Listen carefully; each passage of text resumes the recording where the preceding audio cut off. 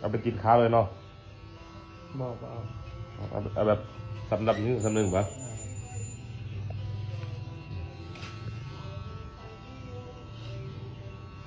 คำสบัดห้องวีเนาะ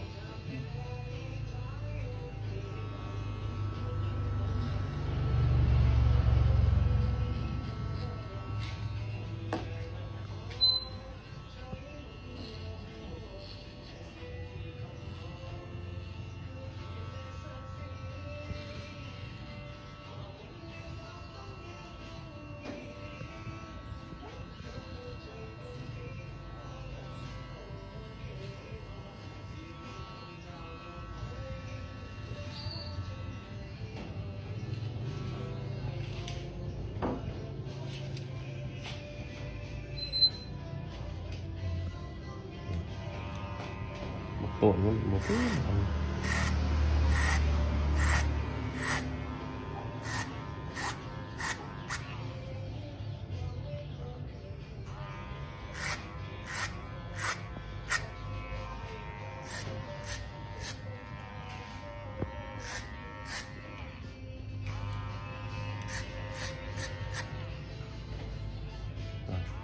ใครส่งมา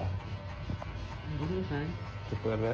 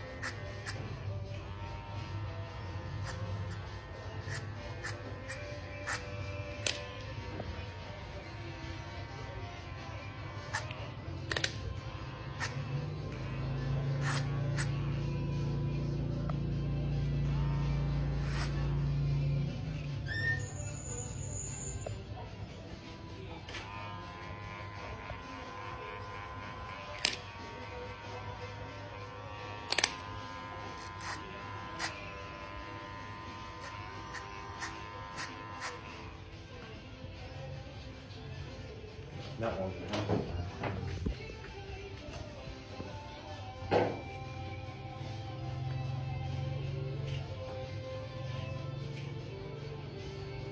จะจับอันนั้นมีลำจะกัดผมคือบ่แอบใส่คัดเยอะฮะตอนนั้นก็ได้นะมีซาสายกระยางแอบมันในมือเขามันจึงคักมันจึงคือกัดมูยานครับกูบอกเคย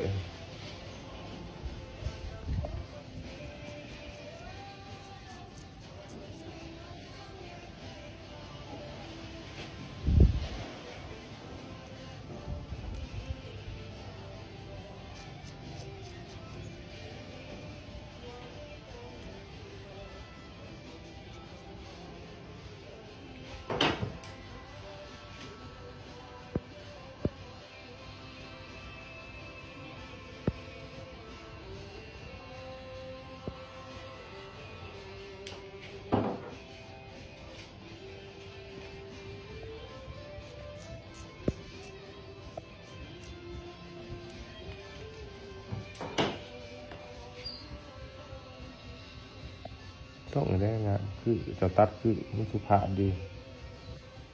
เบิ่งงานจงคือส่งของบริษัทบัตรอะไรเบิ่งคือผู้ใหญ่เบิ่งก็คือวัยรุ่นส่งไหลเวิร์ดเขาหมด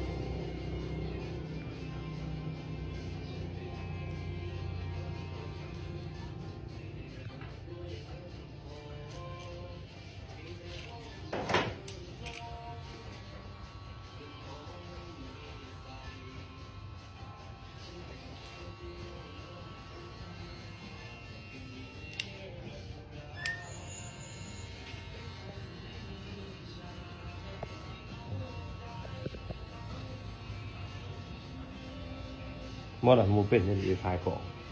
ยืนเลยยางเด้อมุมงามของจักธรรมดาเขาเบิ่งมุมงามเนาะ แม่น แล้วก็เดี๋ยวเขาทายออกว่าหนากับทายเด้อมันก็ย้อนแสงหมดเลย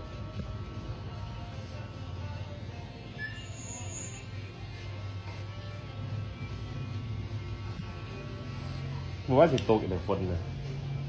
ฝนเลยเห็นเป็นสัญญาณฝนหามือเรียกเลย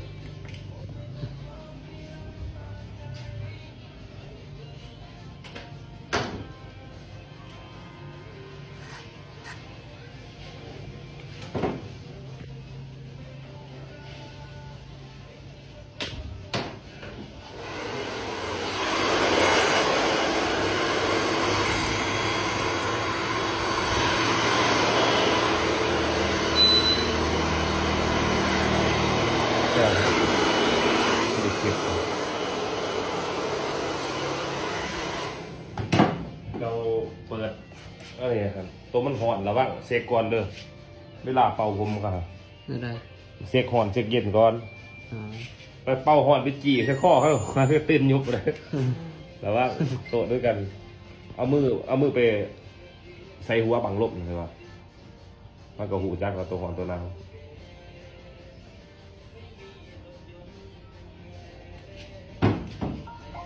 ตั้งเครื่องกับป้าเด้อพี่ เอาเลยข้างล่างไม่ต้องตัดเลย ไปยกขึ้นมามันกลมกับหากันตัวนั้นบวกกลม